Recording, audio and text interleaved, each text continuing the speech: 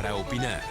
Bienvenidos para opinar. Vamos directamente en este día 15 de septiembre a hablar de algunos de los temas que están en la agenda de la información importante. Antes de iniciar, quiero saludarle con mucho gusto a nuestros analistas de esta tarde, a Jonathan Lomelí y también a Juan María Naveja, a quienes les doy la bienvenida. ¿Cómo están, jóvenes? Bienvenidos. No, pues con esa bienvenida, muy bien. No, bueno, estamos en fiestas patrias, Juan María. Estamos chavos, Naveja. Oye, a ver, hay mucho tema y quisiera así sus puntos de vista sobre el tema, si les parece empezar con el tema de las vacunas. Los dichos y los desdichos del doctor López-Gatell, sí, a lo largo de este manejo de la pandemia, a lo largo de esta campaña de vacunación, en donde, bueno, ha habido de todo. Hoy Raimundo Rivapalacio, en su columna del periódico El Financiero, si no me equivoco, sí, le hace un repaso a López-Gatell de minimizar la pandemia, desde sus cifras catastróficas, el aplanar la curva, el someterse ahora sí a los dichos del presidente, subestimar al presidente en el tema de los contagios. Y bueno, la última, que es precisamente su crítica que hizo a las vacunas de los menores de 17 años, que le quitarían la oportunidad a un adulto, aunque luego quiso corregir. Pero bueno, esto es parte de lo que estamos en este tema. A ver, Juan María, seguramente tienes mucho que comentar sobre esto. Mira, Raúl, lo primero que tendría que decir, bueno, primero buenas tardes a nuestra audiencia. Raúl, yo creo que lo primero que hay que decir es que López-Gatell no se manda solo. López-Gatell tiene un jefe, él es subsecretario, fue una de las primeras sorpresas cuando se le da el papel de zar antipandemia por encima del secretario Jorge Alcocer. Eso llamó mucho la atención, y llamó más la atención porque se trata de un personaje con un antecedente. Hugo López-Gatell formó parte del equipo inicial de la pandemia anterior, que fue la H1N1 con Calderón, y que se dijo desde el principio que había sido expulsado del grupo porque no era alguien confiable para los que traían toda la problemática, que recordarán ustedes, fue totalmente diferente el manejo que se produjo con la comparación de lo que está pasando ahora. Ahora bien, Hugo López-Gatell ha estado más preocupado por hacer política que por enfrentar una pandemia y apegarse a la ciencia. Creo que sus declaraciones hablan claramente de él. A mí me parece que la más preocupante es aquella de que el presidente no se contagiaba porque su fuerza era moral. Pues con todo y fuerza moral, Andrés Manuel López Obrador se contagió. Y después vino una serie de declaraciones muy desafortunadas que nos fueron demostrando que México ha tenido en Hugo López-Gatell un zar sumamente deficiente. ¿Por qué? Pues porque somos el cuarto lugar, Raúl, el cuarto lugar en mayor número de muertos en todo el mundo. Somos el primer lugar en personal clínico que ha muerto en esto. Y ahora con este tipo de detalles en los cuales lo de los niños con cáncer, cuyos padres podrían provocar un golpe de Estado, bueno, no quiero acabarme las declaraciones, son muchas, pero creo que Jonathan y tú también tienen algo más que decir al respecto. ¿Por qué lo mantiene el presidente cuando parece que tiene una imagen en contra, Jonathan? ¿Cómo ves? Pues yo creo, Raúl, ahorita que comentaba Naveja, el perfil político también de Hugo López-Gatell, creo que tiene que ver también con que congenia o que al menos está alineado ideológicamente a la visión del presidente, y también tiene, creo, esta visión incondicional de servicio y de lealtad hacia el presidente y su visión del país y de lo que se tiene que hacer, no solamente con la pandemia, sino en general del proyecto de la Cuarta Transformación. A ver, coincido un poco con que ha habido una labor en alguna medida, a veces muy visible, política del subsecretario.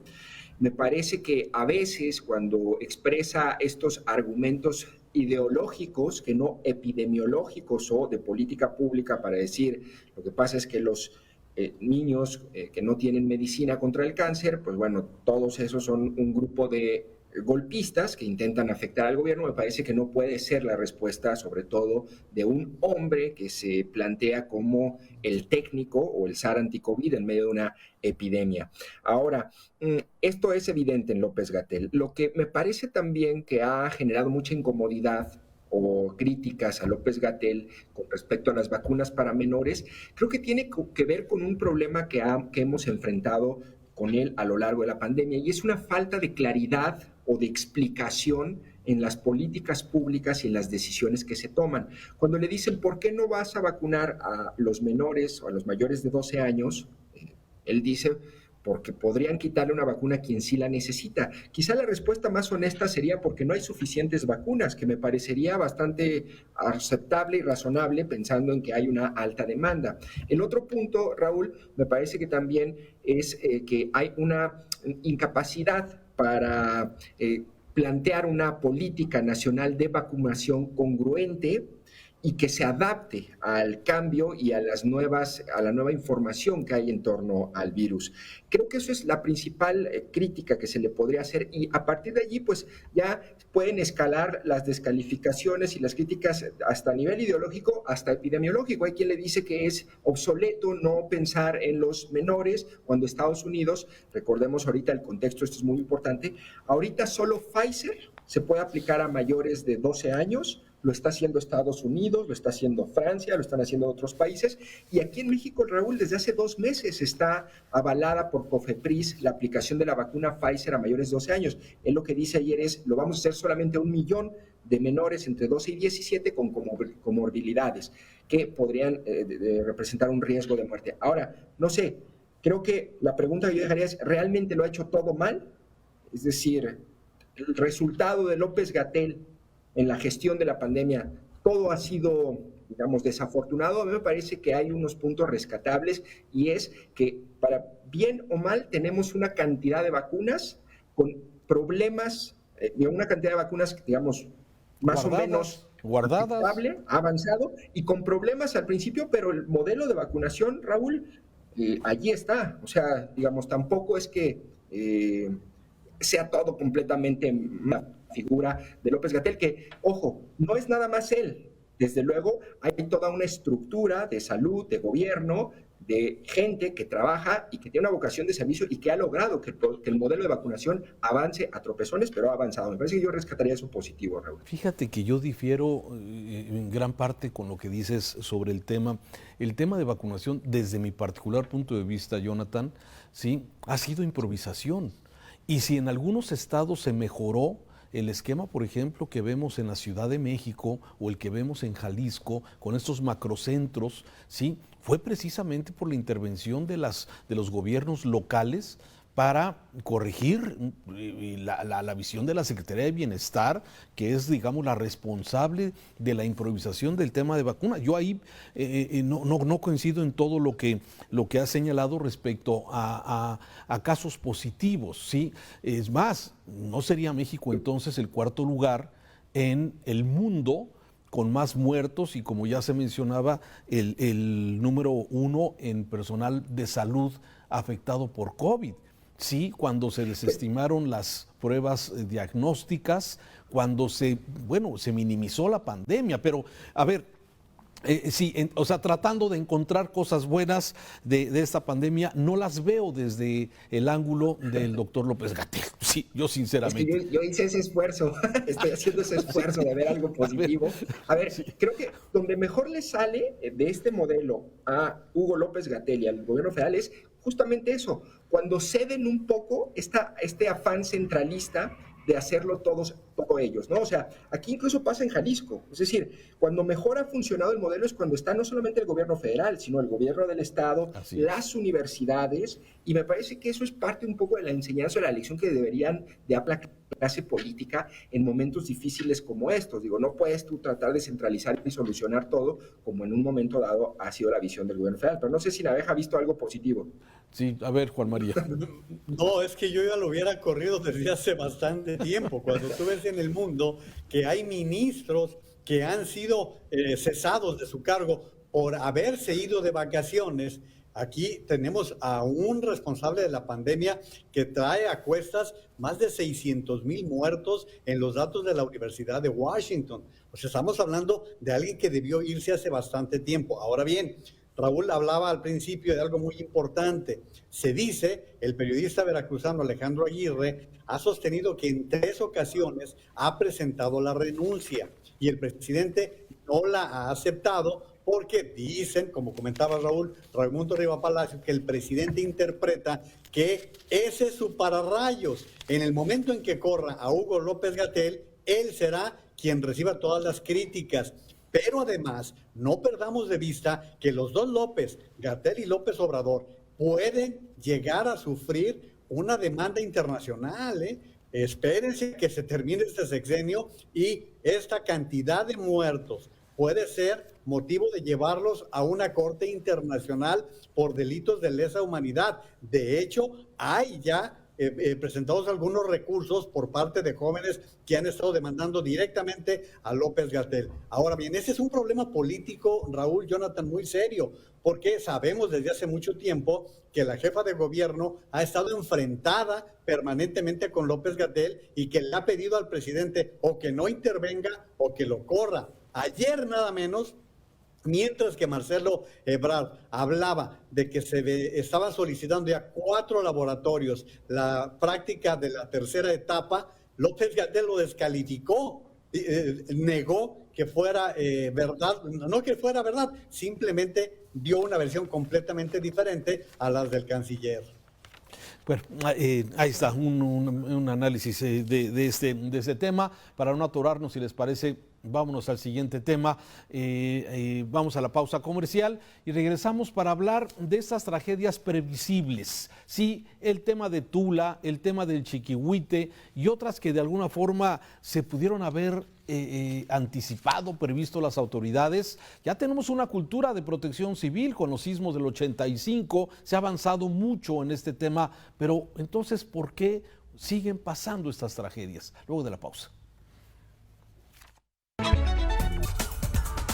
Para opinar.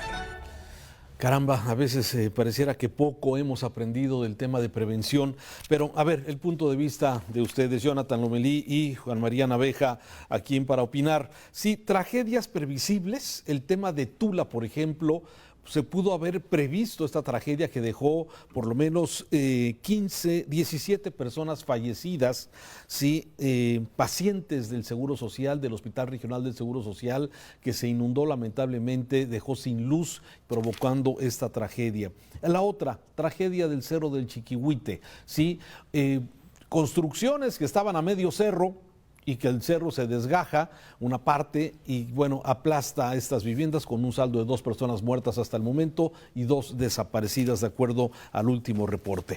¿Cómo lo ves, Jonathan Lomelí? Bueno, Raúl, estaba un poco pensando en estas tragedias y si también te pones a revisar los casos de inundaciones aquí en Jalisco, por ejemplo, en Tlaquepaque, más de 1,000 casas después de que se desborda una presa. Es decir, lo que estamos viendo en estos momentos, Raúl, me parece que es una combinación de varios factores. ¿Por qué ocurren estas tragedias? En gran medida ver con una falta de cuidado en el ordenamiento territorial de distintas regiones. Si tú te fijas, generalmente cuando hay este tipo de tragedias hay varios factores. Uno de ellos es asentamientos humanos, muchas veces irregulares. Allí quien debe encargarse generalmente, o más bien por ley, son los municipios. Pero muchas veces son asentamientos urbanos que pueden estar a lo mejor cerca de cauces. Entonces ahí ya se involucra la cerca de presas que a lo mejor las maneja el Estado o las maneja la Federación. Y a eso, Raúl, a esos elementos está el otro factor de las ciudades, en el caso, por ejemplo, de la zona metropolitana de Guadalajara, un boom y un fenómeno que son los desarrollos inmobiliarios, que también se van comiendo zonas verdes, áreas de arroyos, bajadas de agua. Arroyos, y entonces todo eso, ahora imagínate, todo este cóctel una vez que lo tienes y que no ocurre de un día para otro, sino que son una serie de omisiones de las autoridades municipales, no solamente de ahorita, sino de los últimos históricas, de las autoridades estatales, de los organismos del agua y de las autoridades federales. A eso, Raúl, añade este ingrediente que se llama cambio climático, ¿no? El último reporte que teníamos de el panel intergubernamental de la ONU sobre cambio climático, pues decía que una de las características de justamente la afectación por el calentamiento global son meteoros, lluvias, tornados y huracanes que tienen mayor repercusión, que son más rápidos, que son más agresivos. Entonces, todo esto me parece que es parte de un fenómeno que estamos viviendo a nivel climático, a nivel social, y que requiere la atención. Ahora, ¿qué capacidad tenemos para reaccionar ante eso? Pues bueno, me parece que ya queda demostrado que muy poco, ¿no? Mientras no se hagan labores de reubicación de los pobladores que están en zonas de asentamientos irregulares, mientras no se ponga orden por parte de los municipios en las distintas zonas y no se regule el crecimiento de las ciudades o de las urbes, que al final repercuten muchas veces en este tipo de tragedias como las que estamos viviendo, Raúl. Sí, pero hay cosas que se podrían prever, ¿sí? Y eso es lo que a veces creo que no se está haciendo. Y me preocupa, hoy escuchaba a un técnico, un especialista aquí en Mega Noticias, hablar, por ejemplo, de un tema que a mí no se me hubiera ocurrido, pero dice ¿por qué ocurren estas tragedias? Por no usar el sentido común, por la corrupción, y también dice por el tema de protección civil, que hay un incentivo perverso para los políticos corruptos, dejar que ocurran las tragedias para luego capitalizarlas electoralmente. ¿Crees esto, Juan María? No, se me hace muy perverso, Raúl. De verdad sería una situación inaceptable. Me quedé frío cuando escuché, dije, y me imaginaba, dije, hay políticos corruptos que puedan esperar que ocurran esas tragedias para sacarle raja. Híjole. No, hay quienes aprovechan cualquier oportunidad para sacarle raja económica y de muchas formas, o para inclusive pasar sobre el adversario. Se me hace a mí que esa sería una situación muy, muy perversa. Yo estaba pensando en dos, pero Jonathan me agregó lo del cambio climático, que me parece que es un tema que no podemos abandonar con las implicaciones que va teniendo. Pero estos dos, Raúl, primero, qué lamentable, hoy se localizó ya el cuerpo de la pequeña Mía, de 3 años de edad, en el Cerro del Chiquihuite, no encuentran a su madre, ¿verdad? Son de las tragedias humanas que siempre van acompañadas en este tipo de situaciones. Entonces, hay algunas que podemos prever, hay otras que no. Un sismo no lo puedes predecir, Raúl.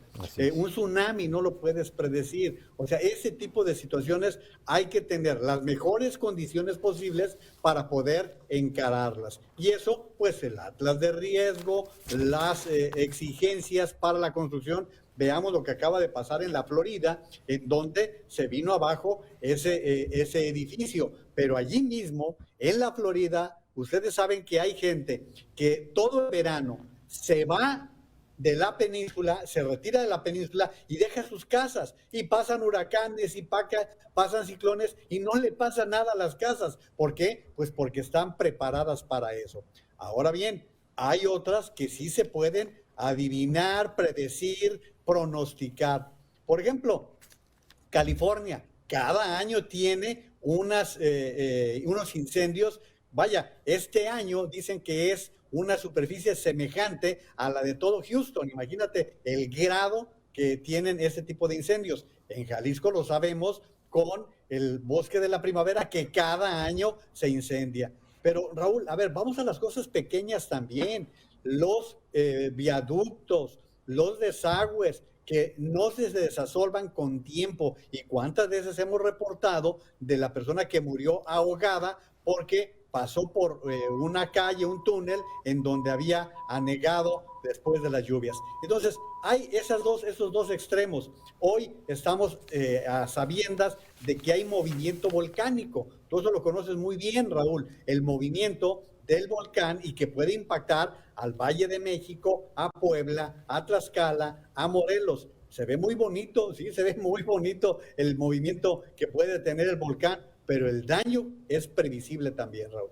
Sí, así es. Yo creo que hay muchos temas. Sí, Jonathan, decías. Fíjate, Raúl, ahorita que comentaba Naveja sobre este tema también del cambio climático y de cómo ha afectado, estaba revisando algunas notas de este informe que se dio del panel intergubernamental de la ONU sobre el cambio climático y decía, ellos lo que hicieron es que analizaron 14,000 artículos sobre cambio climático y presentaron un resultado, ¿no? Y decía, bueno, la temperatura media mundial fue 1 grado más alta entre 2011 y 2020. 1 grado.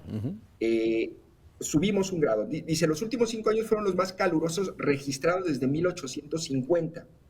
Y luego también hay un párrafo muy interesante que dice que se prevé que la intensidad media de los ciclones tropicales, la proporción de ciclones tropicales de categorías 4 y 5 y las tasas medias de precipitación lleguen con un aumento de la temperatura global de 2 grados por encima de cualquier periodo de referencia. Es decir, el hecho de que suba la temperatura también era más agresivos. Y ahorita que decía sobre si podíamos prevenir o no, me acordé de hace un par de días que estaba leyendo un artículo no recuerdo el autor, pero es de Atlantic, en donde hablaba de IDA en Estados Unidos. Y una de las preguntas que él se hacía, decía, bueno, ¿cómo es posible que con tanta tecnología, con tanta capacidad de previsión, no podamos saber y si los meteorólogos saben que en 48 horas va a golpear un huracán, ¿cómo es posible que no tengamos capacidad de reacción?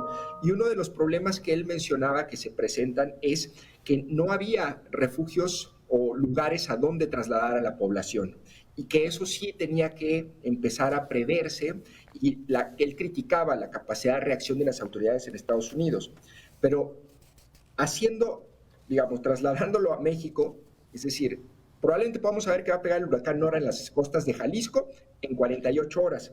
Recuerdo, le pregunté a un funcionario encargado de protección civil por qué si sabían 48 horas antes que iba a pegar, no hicieron nada. Y una de las cosas, lo que me respondió fue porque la gente no se quita de los lugares en donde está, porque la gente no hace caso y lo que hacen ellos es vocear, ¿no? Van ahí con unos altavoces y les van diciendo que va a pegar el huracán, pero ciertamente, quizá allí, ahorita que hacías la observación, quizá allí sí pudiéramos tener un mejorable de una estrategia más contundente y hasta coercitiva, en dado caso, para poder mover a esa población y evitar las tragedias que ocurrieron en estos últimos días. Pero creo que es un punto que a lo mejor valdría la pena revisar. Sí, los eventos naturales, evidentemente, como los que estás mencionando, un sismo, bueno, lo más que hemos avanzado es tener la alerta sísmica, ¿sí?, de las costas, y que esos 40 segundos, 30 segundos, 50 segundos han sido valiosísimos para muchísimas familias, ¿sí? Para otros, pues nada más hacerse a la idea de que estás en el piso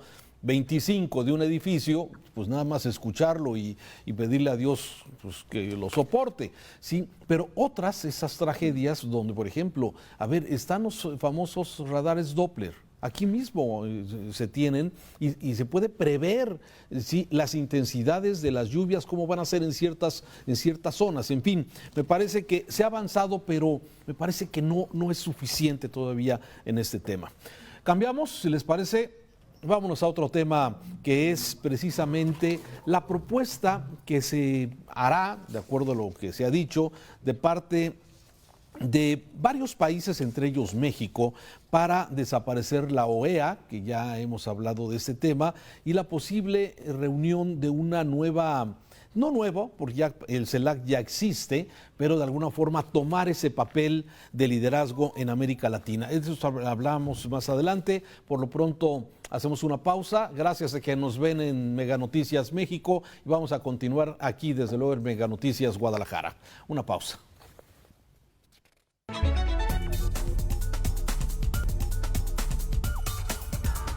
Para opinar. Continuamos para opinar. Bueno, el próximo viernes, sí, se reúnen el sábado, ¿verdad? Es la reunión, gracias. Se reúnen los miembros de la CELAC, ¿sí? Y desde luego, bueno, hay mucha atención sobre los que van a formar parte, algunos de los presidentes, como el señor Miguel Díaz-Canel de Cuba, presidente de Argentina, Alberto Fernández, también de Ecuador, Guillermo Lasso, de Uruguay, Luis Lacalle, y también se mencionaba a Maduro, aunque hay poca información. Pero, a ver, finalmente México viene de alguna forma proponiendo, el mismo canciller, el presidente López Obrador, la desaparición de la OEA como un organismo que represente los intereses básicamente de Latinoamérica. A ver, ¿cómo vas viendo esto, Juan María? Bueno, hay que decir que este comentario que busca fortalecer al crear un nuevo organismo latinoamericano, ya desde hace algunas semanas el presidente López Obrador lo ha venido mencionando, acompañado de las críticas en contra de la Organización de Estados Americanos, porque recordarán ustedes que dijo que Estados Unidos quiere tratar como lacayos a los participantes.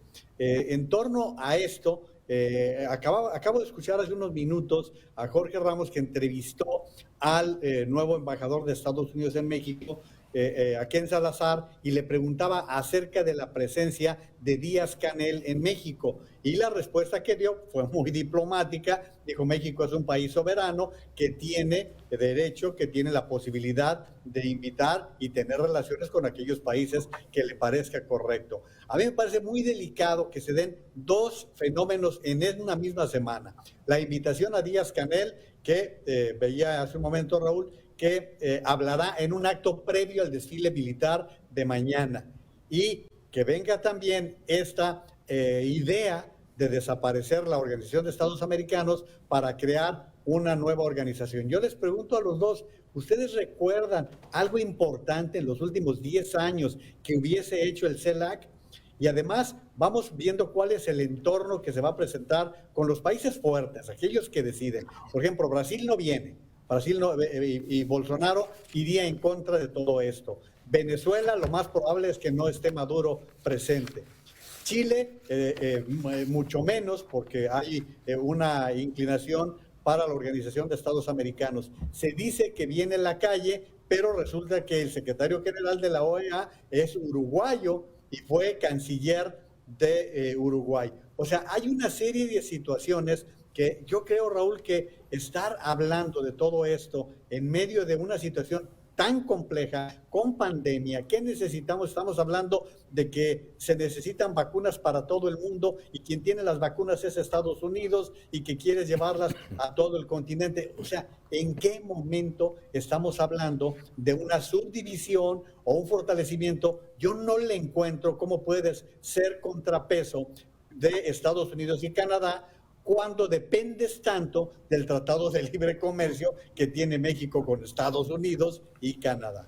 ¿Estará cucando a los Estados Unidos? A ver, a mí me parece que México siempre ha tenido un liderazgo importante en América Latina, que lo perdió en los últimos años, en las últimas décadas, y me parece que hace falta volver a retomar ese liderazgo que siempre tuvo desde una visión.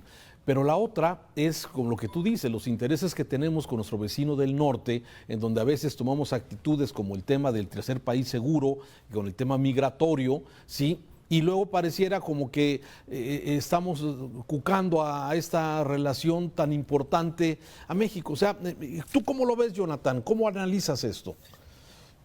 Bueno, fíjate, yo estaba revisando ahí varios artículos y sobre todo de exdiplomáticos o personas vinculadas al servicio exterior, y me parece que o recolecté 3 puntos de vista que me parecen los más interesantes. El primero es, bueno, se preguntaban si México tenía la capacidad de asumir este liderazgo para congregar en un nuevo organismo o en un nuevo modelo con una agenda a los países latinoamericanos. Y la otra gran pregunta era, y si la tiene, ¿cuál es la propuesta? Porque en realidad lo que tenemos hasta ahorita pues es la idea de desaparecer a la OEA, que como bien dice Naveja muy puntualmente, pues ha perdido presencia y relevancia, y sobre todo al estar tan vinculada a Estados Unidos, yo no sé qué tan probable o qué tan posible es que se puedan desmarcar este bloque o un bloque de estados latinoamericanos de la influencia. Dejen ustedes nada más la influencia del dinero de Estados Unidos. Es decir, la OEA funciona principalmente con presupuesto y con de Estados Unidos. Entonces, no sé si esto sea un intento o un guiño de formar algún tipo de bloque con algunos países latinoamericanos más afines, digamos, a, ¿cómo lo diré sin que suene, sin decir, ¿cómo diré? Populista, o con perfiles más populistas de estados o de países con perfiles más populistas, como para intentar, yo creo, en última instancia, más que solucionar problemas regionales, pues buscar posicionamientos e influencia política con este posible grupo que podría surgir a partir de la propuesta de México, pero lo cierto es que en este momento no tenemos nada en concreto, ni una propuesta viable, dibujada, y pues muchas dudas, más dudas que certezas. Vamos a ver que va a estar muy interesante lo que pase con el presidente de Cuba aquí en México, a ver qué dice. ¿Por qué ha generado tanto ruido la visita del presidente de Cuba? A ver, lo entiendo, pero veo que hay como mucha división. No sé cómo lo ves, Jonathan. O sea, ¿por qué genera esta expectativa? Y yo creo que ayer preguntaba, o sea, ¿cuál es exactamente la agenda del presidente de Cuba y qué va a decir y cuál va a ser esa participación que va a ser mañana, día 16 de septiembre, y en qué marco? ¿Sí? ¿Por qué se genera esto? Claro, digo, al menos yo lo digo a mí lo que me causa mucha curiosidad es, digamos, por la historia de Cuba como un país que pues ha estado apartado de todos los lineamientos de la democracia que ha intentado imponer Estados Unidos o que ha dominado en América y en el mundo, y ideológicamente pues es que uno me parece que equivocadamente piensa en la Cuba de los años 80, en la Cuba de Fidel. La Cuba de hoy es verdaderamente, pues me parece muy distinta. Digo, sigue empobrecida, sigue teniendo problemas económicos, pero ya no es esa Cuba radical en su momento con la que me parece que se genera esta especie como de fascinación.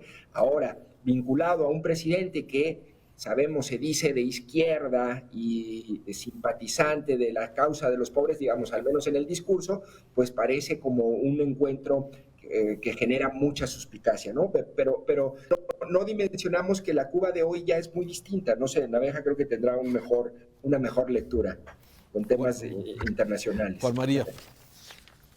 Bueno, mira, siempre ha habido una fascinación, como dice Jonathan, en México por Cuba, Raúl.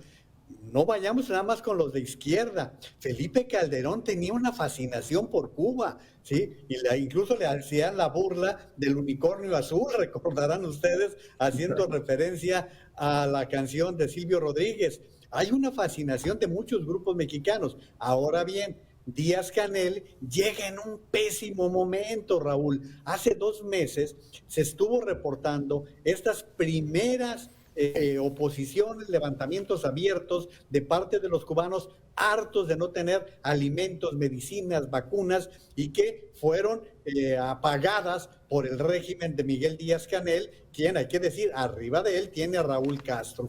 O sea, esto viene prácticamente con la historia y con esa seducción que para algunos tiene el caso de Cuba.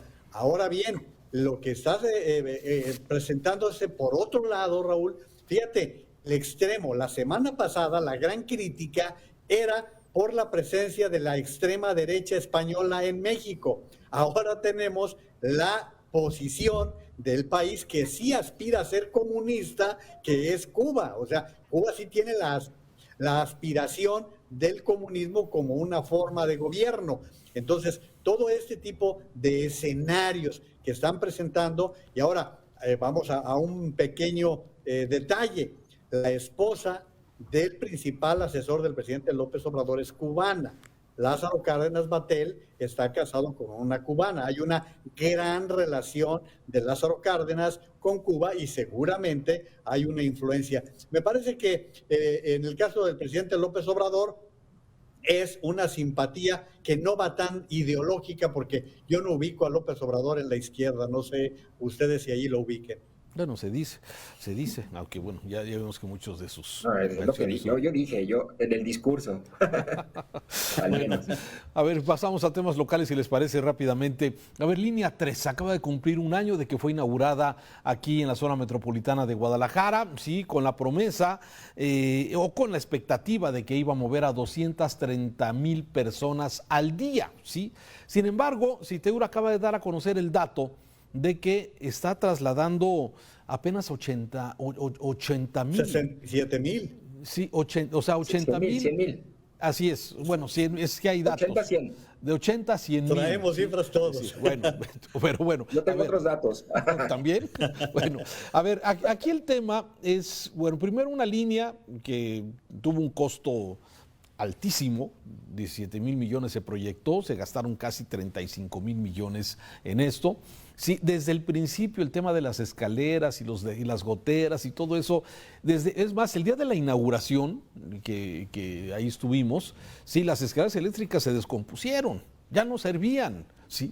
Y esto de alguna forma, bueno, quedan esos pendientes de acuerdo a la línea 3. Sin embargo, bueno, ayer en Mega Noticias hicimos un sondeo con usuarios de la línea 3 y bueno, todo el mundo contento en términos generales, excepto por las escaleras que no funcionan, las goteras, pero es una línea que para el usuario le ha cumplido, digamos, en sus trayectos. Sin embargo, bueno, su opinión sería siempre importante conocerla, Jonathan. Bueno, Raúl, ciertamente la línea 3 empezó cuando se inaugura con un promedio, decía ahí Rolando, no recuerdo el nombre del director de Citeur, pero decía, empezó moviendo unos 60,000 pasajeros al día y anda por los 80, 100 que mencionabas al día. Es decir, muy por debajo de los 230, 240 que según los estudios de factibilidad justificaron la inversión en esa línea de 34,000 millones de pesos al final.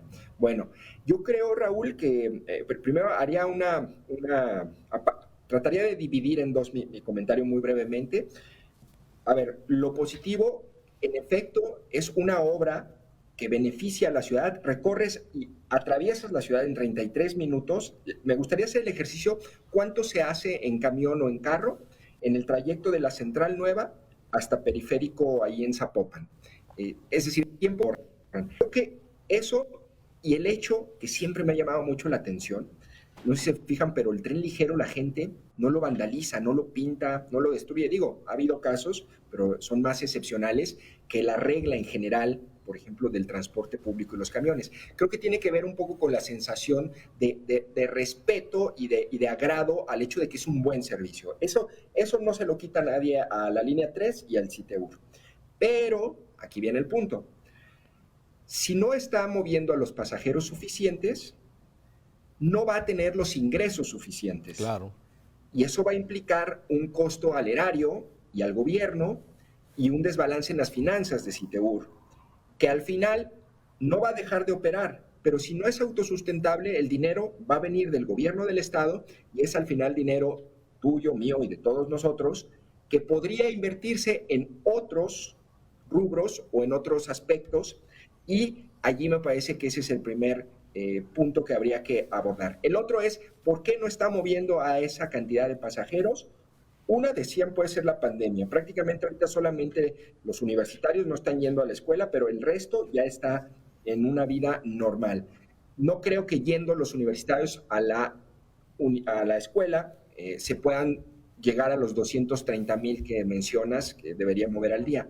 Creo que el problema, Raúl, y no me extendo más, tiene que ver, y lo dijimos aquí en este espacio cuando estaban inaugurando, va a ser clave el reordenamiento de las rutas de transporte público para que no se empalmen. Y eso no ocurrió, Raúl. Ocurrió en una medida muy modesta, muy limitada, y si tú ves, siguen pasando rutas de transporte en el trazo de la línea 3.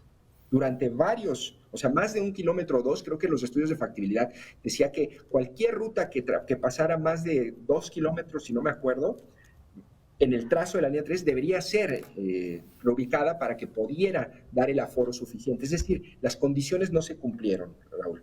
Sí, sí, sí, lo mismo que pasó con el macrobús, te acordarás, a lo largo de la calzada Sí. Independencia, que iban a reubicarse las rutas de camiones para que la gente tuviera este mejor sistema de transporte, pero se ampararon los camioneros y ya no pudieron hacer mucho y eso pues le resta lógicamente pues la productividad a esto. Juan María, ¿tú cómo lo ves? ¿Ya te subiste tú, Juan No María? sé si Sí, ya estabas tú en Guadalajara, Raúl, con el gobierno de Álvarez del Castillo, cuando trató de hacer el reordenamiento de rutas. Recordarás que fue realmente una parálisis general porque no se logró hacer ese reordenamiento. Tú eras un chamaco, Jonathan, creo que ibas a la primaria con ese gobierno, Oye. pero Ah, ¿qué pasó? Ya finalmente estaba yo universitario. hay que subrayar un detalle, Raúl, Jonathan. La mayoría de los sistemas de transporte eléctrico son subsidiados.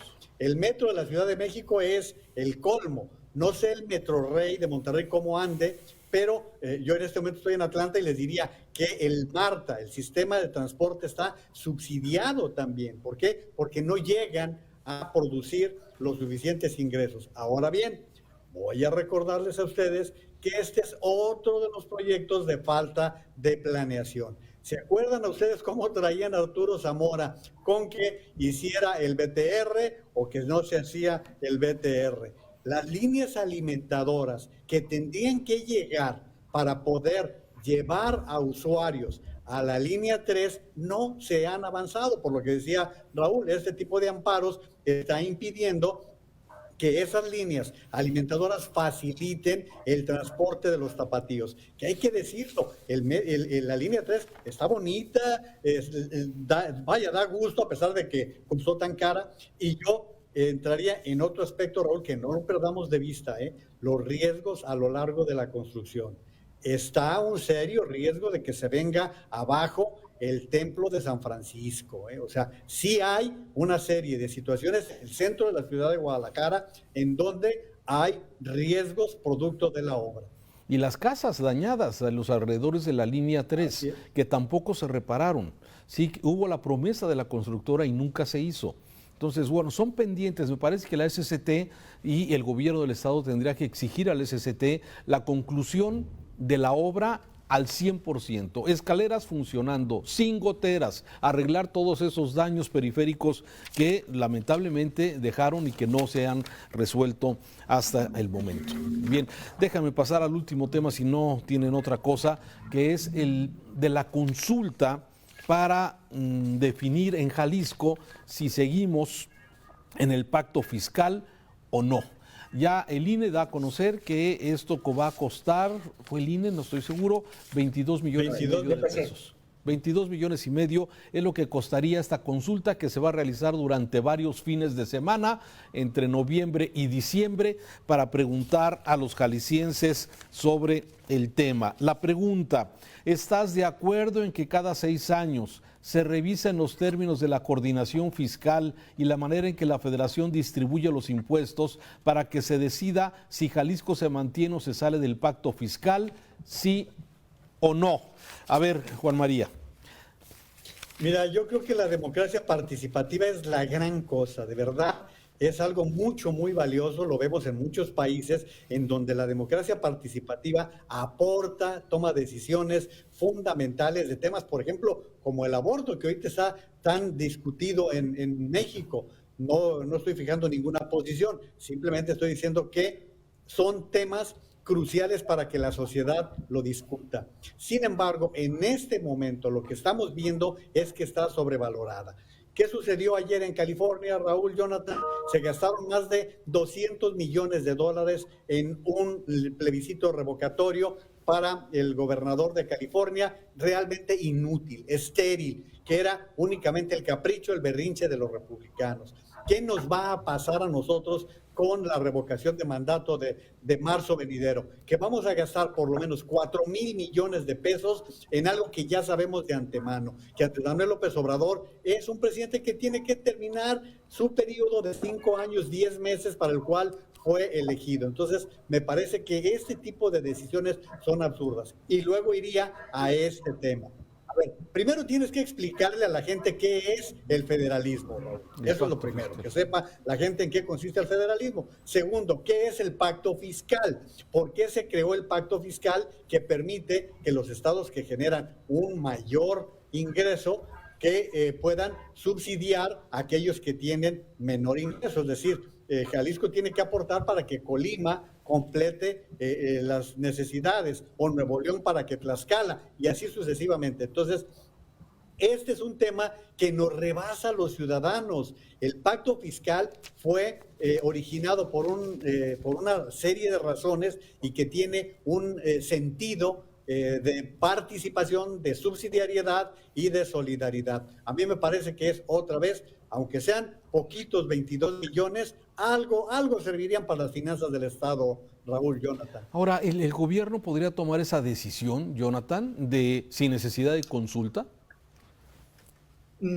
Por supuesto que no, Raúl, y creo que ese es uno de los aspectos que hacen esta consulta como un ejercicio estéril, puesto que la coordinación, la forma en que se reparte el presupuesto, no pasa nada más por el Congreso local, es decir, esto implicaría reformas constitucionales y no tiene nada más que ver con la manera o con una decisión exclusivamente del Estado, Raúl.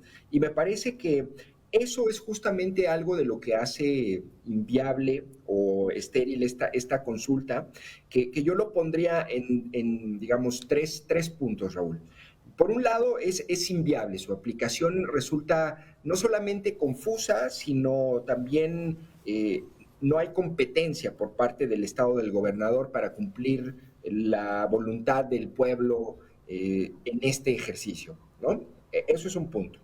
El otro, que me parece que también le quita este atractivo y la hace criticable, viene de una propuesta del gobernador, es decir, de la clase política en el poder, cuando las figuras de la democracia participativa, pues es eso, que los ciudadanos hagan solicitudes para consultar, revisar o atender cualquier tema que los implique directamente. Y es lo mismo que está ocurriendo, es un espejo de lo que ocurre con la revocación, por ejemplo, o lo que ocurrió con la consulta juicio a los expresidentes, que no eran ni juicio ni expresidentes y que, bueno, también generó mucho debate.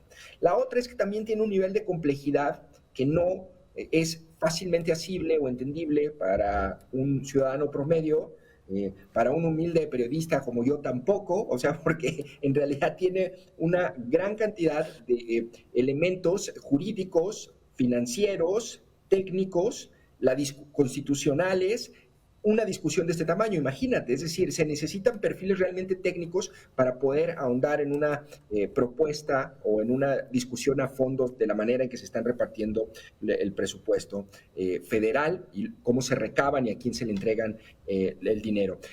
Eso, ¿qué es lo que ocurre, Raúl? Es que si tú me dijeras 22 millones por una consulta participativa, o por una consulta popular que va a tener una repercusión, que tiene una pregunta sencilla, que la solicitaron los ciudadanos y que tiene una repercusión inmediata en la vida particular de los ciudadanos, yo te diría 22 millones es la cosa más barata, lo que cueste, ¿no?